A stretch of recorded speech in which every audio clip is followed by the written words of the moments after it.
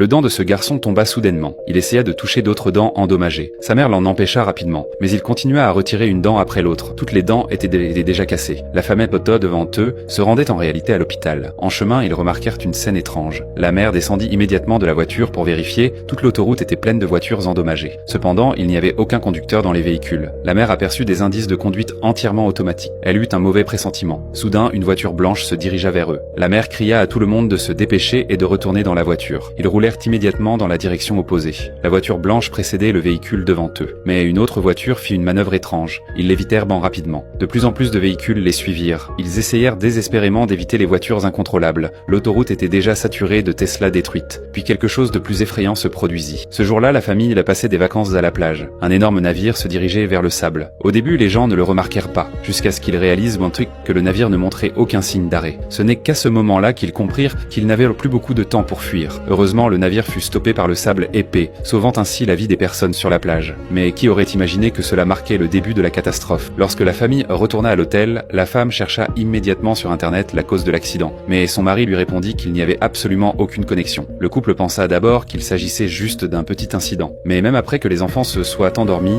l'internet restait toujours hors service. Maintenant, même regarder une vidéo était devenu un luxe. Le couple passait son temps à jouer aux cartes, mais alors qu'ils étaient pas bien plongés dans leur jeu, ils entendirent un coup violent à la porte.